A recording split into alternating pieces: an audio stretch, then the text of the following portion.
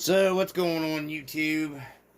Dan down here working on the RC four-wheel drive Rustbucket Blazer. I just wanted to share with you guys. There's going to be a couple different parts with this video. So I've already went ahead and installed the Endura white spoke wheels you can see here. And we got the RC four-wheel drive BF Goodrich 3.8 inches tall, the mud terrains. These are the KM2s. I really like those on this truck. They're real fitting. I ended up liking these. I really like these Endura white spokes. They were easy to put together. The RC four-wheel drive tires fit it really well. Now I'm going to pull it out here. I'm going to get a better look. That's what she looks like right now. If you guys can see. That's a side view of it. Now, what I did with these here, I'm going to grab my wrench and I'll show you. You'll see in that last video I bought the Club 5 wheel hexes. We'll go ahead and pull it off the back because I need the RC four-wheel drive hub removal tool, scale hub tool. So, and we'll just, let me grab something here to set underneath of it. I ordered jack stands, that's not tall enough, but I haven't received them yet. Have no idea where they're at. They came, mail screwed up. So, yeah, anyways, we'll just go ahead and pull it off here. I have the Club 5. These are a plus 2 millimeter, their brass extension here. That's what I'm using on it to get them out a little bit, because without them, these Endura wheels just set in too far. And I did not like that. So I had to go on here.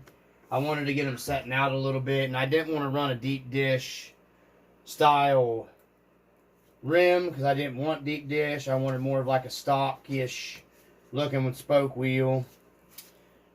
So that did bring me out a 2 millimeter. And I'm going to move it around here. You can see the profile on the front here. Let me get the guy off here. And shut the hood. So there's what she looks like stance wise on with the plus 2 millimeter, the hubs here. And it brought it out. I didn't want them sitting outside the fenders is what I mean, but I wanted them sitting about as close to even as I could get it, and those work perfectly. Now if you get those Club 5s and you have the 44 axles, the Chevy Blazer has the scale axles. They are different than the Yoda 2. The Blazer, I don't know if it's making that out or not here. There's the hex for the Blazer, the scale axles. And they are different than the Yoda 2. I'll grab the Yoda 2. There's the Yoda 2. Let me see if I can move these out and pick it up a little bit better. I got the camera setting pretty down low. They are different. This does not have a grub screw. And the Yoda 2 has a grub screw that locks it onto your axle. So that's why when you see me take it off, I didn't put the grub screw. The factory one doesn't have the grub screw in it. And the axle stubs are a little different, so you can't, there's no ledge for your grub screw to tighten against on the Blazer axle. So if you get those, keep in mind, they fit perfectly fine. Just, you have to be careful when you're taking your wheels and tires off. You know, you don't lose your set pin, your pin for your hex. you know, that goes in the back. That's the Yoda 2 one. And you'll see here the Blazer one. The Blazer, how it's got the the cross. So there is differences, guys, between the Yoda 2 and those. If you have the Yoda 2, the Club 5, you can use the Allen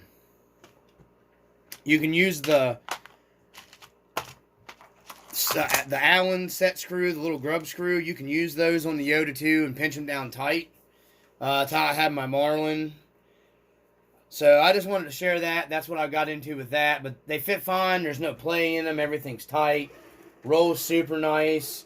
Gives you that little bit of, you know, width that you need on the Blazer. Just a little bit wider track. I mean, that's how I feel anyways. So I wanted to share that to start the video off with you guys. And then we're going to switch over.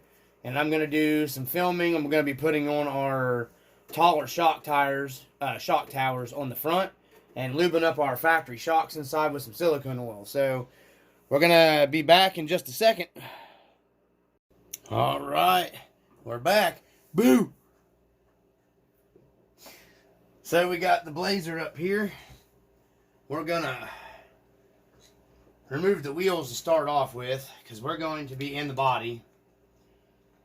So I actually may just need to take the front wheels off of it, because that's all we're going to put on in this video. So you hear me talking about those cheap, these are Axe Speed, Fun with RC. These are their aluminum extended shock towers for the RC four-wheel drive. So we're going to open them up here. They come with screws and all that stuff. I'm not going to be using their screws to mount them down with, because they're stainless, chrome, whatever. I don't really like that.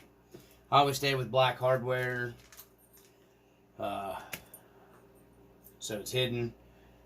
There's a shock tower. There's one, and then there's two. They are threaded at the top, so you don't got to worry about running a nut in the back. So let's start off with, we'll just go ahead and take our body off here first on the Rustbucket. So a 2mm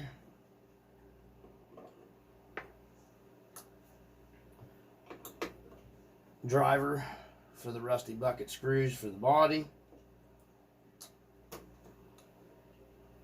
Those pads I put on here, man, are fantastic, because it would have done fell off 10 times trying to do this. So if you guys got these stands like this right here, this is a nice cheap setup for you.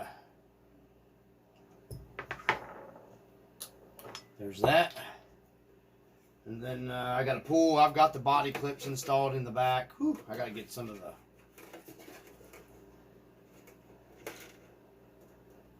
I got to get some of that sawdust out of there. Stick it to my little magnetic... Ouch. I got it set to where it's tight so it holds the body tight. So, alright. And then just pull her off.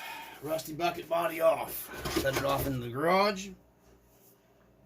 Yeah, sawdust everywhere. So there she is, just a bone stock Trail Finder 2 Rustbucket Blazer that we've lowered. So what I've done is I've taken the lift blocks. Set my coffee down there so you guys, it's not in the way. I've taken all the lift blocks out from underneath of this to get it to sit where it's sitting. I had already taken the little baby helper out of the back, and then I am running the I'm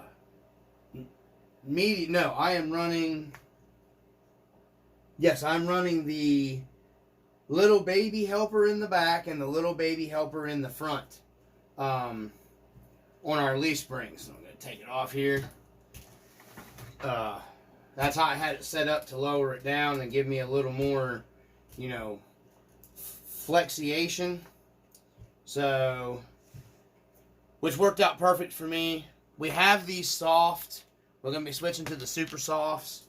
So, but I've got the RC four-wheel drive any wrap bar for the back, so I'm probably going to go ahead and keep the main super soft spring in the back and the little baby one in the back of this, because I'm not going to be like adding like a top rack or anything to this build.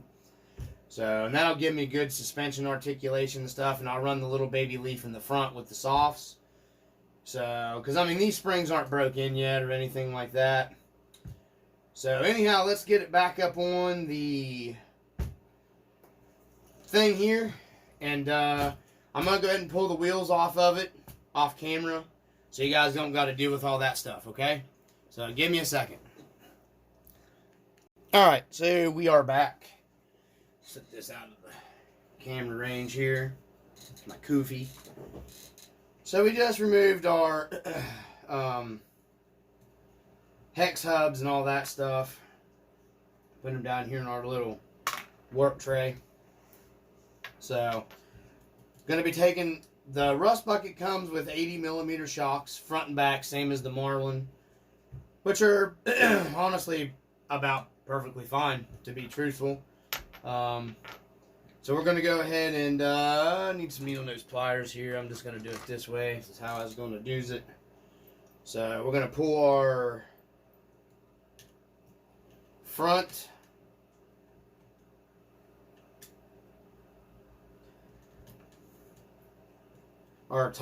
off our shock towers here. Hopefully you guys can see. And then mind your spacer. Don't lose it. So I always take my little spacer and put it on my screw. Okay. And then drop my lock nut just like that. I've got a messed up thumb, split open. Working on building in the scale garage and messed it up. So I usually take my screws and just run them through my shock here, and then tighten my nut down. This thumb's gonna give me problems. Yeah, it's busted. It was cut pretty bad actually. It's just starting to heal up. So we got your tool coming from the side here, because you got a lock nut on the back of that, and then your 2mm driver. And then remind you, you've got a spacer behind here when you're taking it apart. You don't want to drop your spacer. There's your lock nut. And then just keep on unscrewing. Just like that, guys. Okay. Nothing fancy. Do's it to it like Cruise It used to do it. And then tighten your nut down on there. You see how that shock kind of caught right there? We're going to be lubing these up. So you can set that off to the side. We're going to go ahead and install our new shock hoop. And you'll see the difference here, guys. Okay. It's quite a bit more travel you're going to get. Now, you're going to, if you switch to these, you're going to want an 80 or a 90mm shock moved to the front. I highly recommend the 80 in the front. I'm running 90s on my red 4Runner, and it kind of works nice because I don't have the steering servo. You'll see that travel right there. That's what we're getting. And we're not hitting anything, because your shocks are using like a bump stop before it hits the servo hits your pumpkin. When you install these with the 80mm shock hoops, your pumpkin's going to hit your servo, so you're going to have to move your servo up a little bit, and that's why I have them shims that I showed you guys in that other video. We're going to be using it.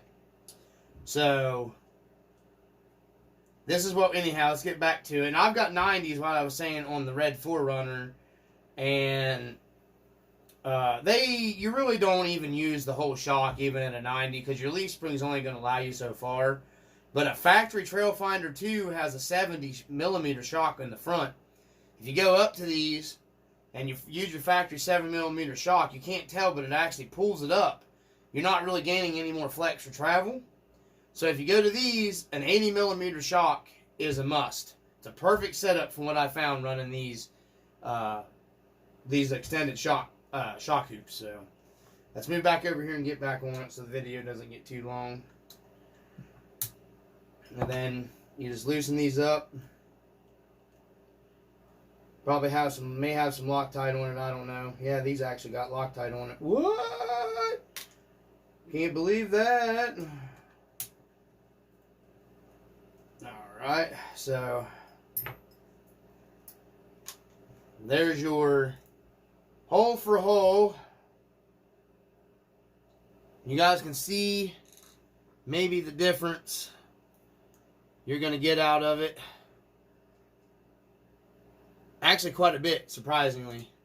We can actually grab the mic here, and we'll mic it out on camera. Let me grab my mic. Mic? Mic's here.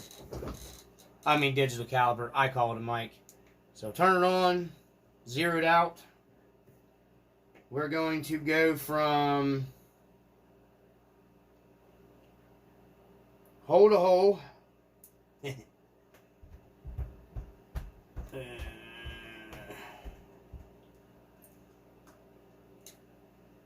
So, make sure we're zeroed, calibrated, we're zeroed. You're getting an extra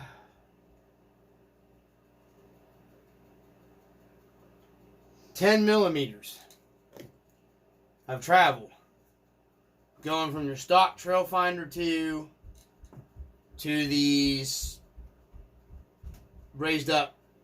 So you're getting 10 more millimeters. So that's stock 70 shock, and an 80 would be perfect, which makes sense.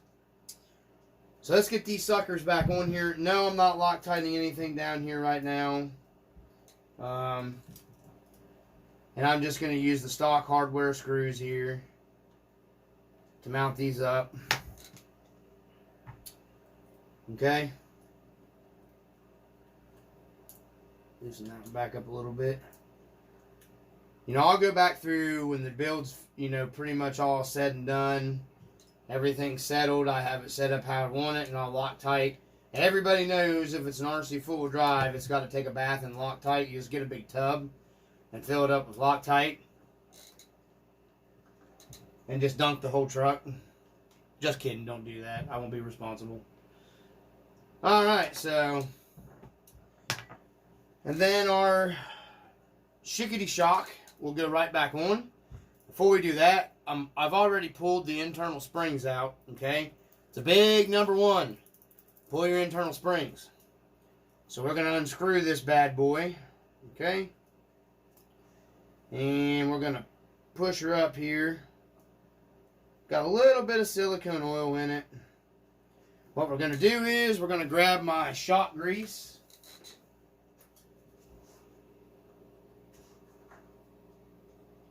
Assembly shock lube that is covered in oil. We're going to grab a toothpick that I dumped in the floor. I don't know why this is covered in oil. So, grab that. Just assembly shock lube. I think Losi sells some of this stuff too. It's called like green slime or something. I used to use it back in the day. A liberal amount. No politician puns intended. And we're going to roll this around inside the shock body and work it. You guys can just take regular shock oil if you want, and then I'm just going to pack this shock up with a little bit of it, guys, just like that. And then I'm going to screw my cap back on.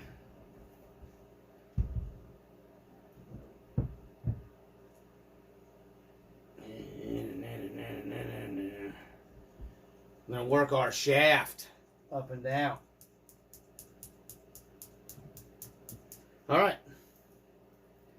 Tighten her up. This shock's ready to go. She's lubed. She's got some shock grease in there. I'm going to wipe it off. Set this off to the side. Coffee.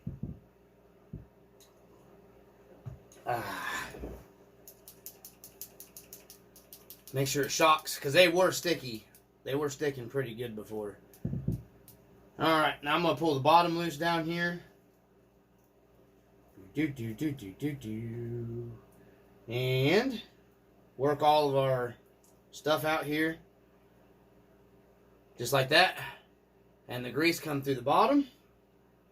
Now we're just going to tighten everything back up again. Just like that. And that gets all that grease worked in the top and the bottom on your seals. Because these are, you can oil fill these, but they'll leak it out. So that's why I use the grease. Yeah, working pretty good. So I had my other ones where you could sling them. Yeah, and they'll come out on their own. That's where you kind of want them to work. So anyways, let's get back to putting this side back together. Now that we're all lubered up, lubrified, lubricated. Okay, so beep, beep, beep. Yeah, I got this stuff on my hands. Slick.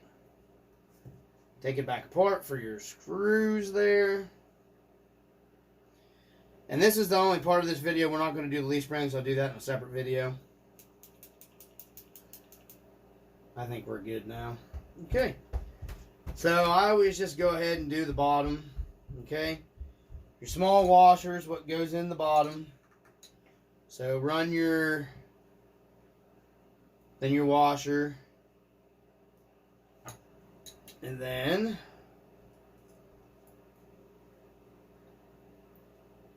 you always want to use Loctite if you're putting it back together and you're not taking it back apart anytime super soon. I always get it started going through here. Get it going. You don't forget your lock nut on the back side.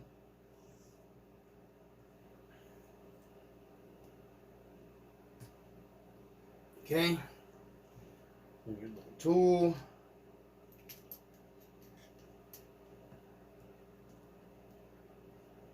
And it's a lock nut so it ain't going nowhere. Snug it up a little bit. And then you have your 80mm shock is basically perfect.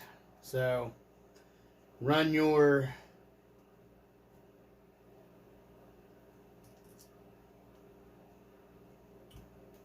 I believe these are 80mm. Let me check because they're not really lining up perfect. These might be 70s. I thought they said that they came with the 80s. So let's go ahead and see if we can mic this with it on the truck. Just to be sure that this is an 80mm shock. Because it's supposed to be. It's what the box says.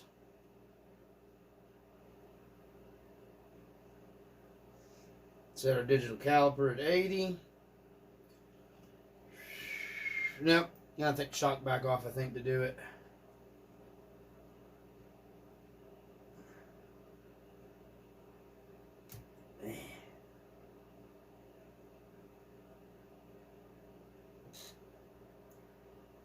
No, it's basically an 80mm shock. Okay, so yeah, it's an 80mm shock, so we're good to go. Alright, so don't forget your spacer. I can't remember, these might not need a spacer. Because they have a little shelf on the edge of it, so let's see. Yeah, these are the right length shock. Okay.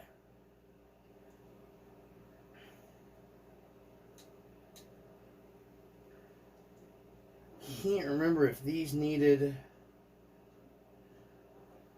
the spacer or not. Yes, they do. They need the spacer.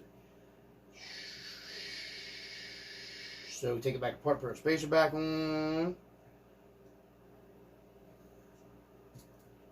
Okay. There we go.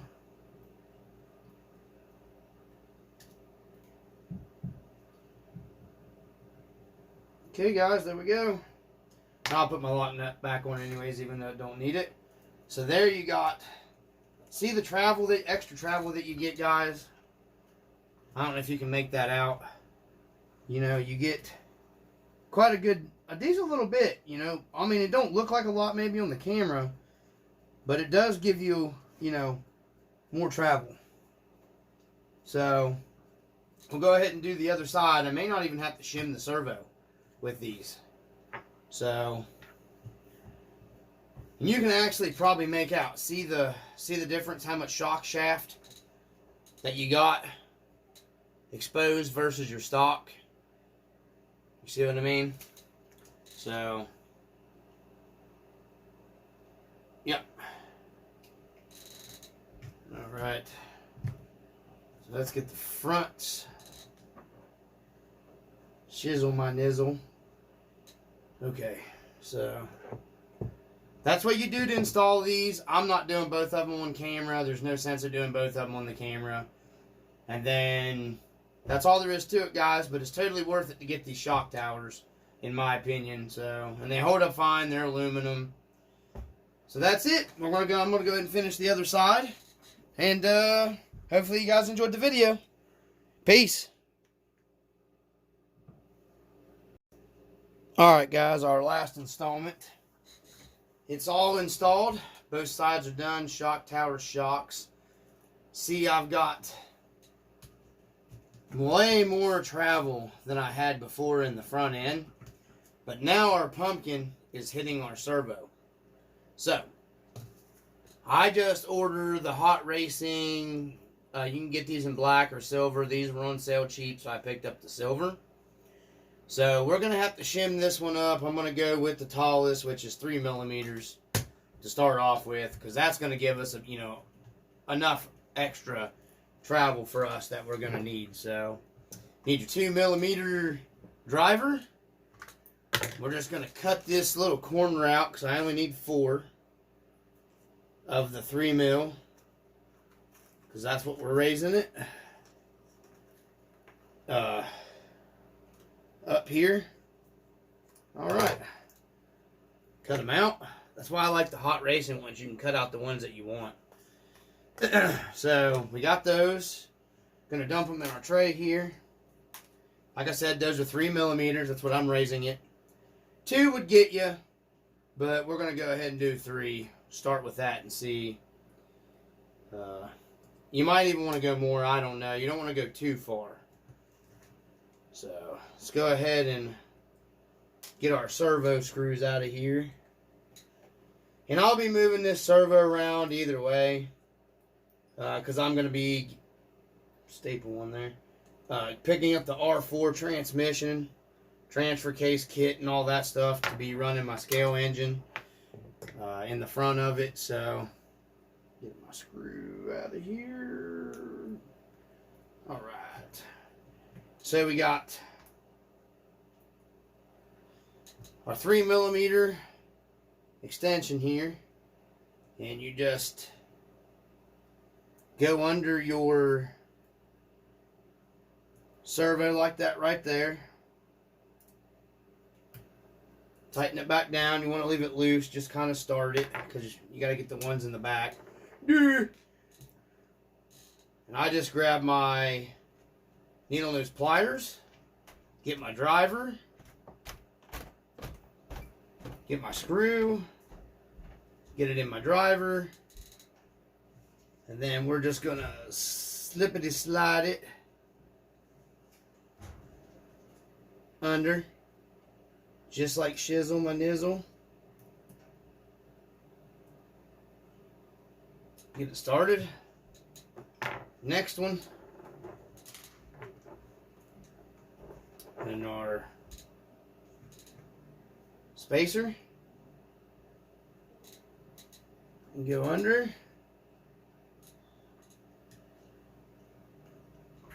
And then I'll just take that out. And it's aluminum, so I don't gotta worry about the magnet messing with it. Magnets on the motor, I mean, not the magnet. Truck doesn't have a magnet. And then we got our Skrizzle my nizzle, but it is a steel screw, so of course the motor grabs it.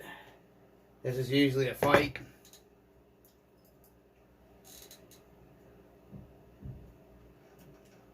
And there we go. I just kind of snugged them down a little bit. We got one more to go in the front. So it's easier to start this one, do this one on this corner, go to the inside, and come back and do this one. I've noticed it just makes it a lot. And then if you just snug them down a little bit, it makes it to where that'll just hold itself there. Just like a so. And you have your spacers, and then don't over tighten it, being crazy or nothing. Snug them up, and you've raised your servo 3 millimeters. And then you got even more travel. Okay? There you go, guys. Set up just like that right there. And you can see she sits level. Front shocks are all working real good. You got a good bit of extra suspension travel here that we're working with now. You know, almost doubled what it had. And then I'm hard on my leaf springs, guys. I stretch them out a little bit. Get them working in. We're going to be switching out to the soft leaf springs anyways. So I'm going to get the body on it and show you guys what she looks like. Alright guys, finished product of the extended shock towers. You can see she sits good and level. There you go. And then, you know, for some 2-tire suspension flex, you know, see what we got here. Once the springs are good and broke in, you know, that's pretty good, guys. You know, wouldn't do this before. It's still got, you know, the travel in the front there. So that's pretty good, really.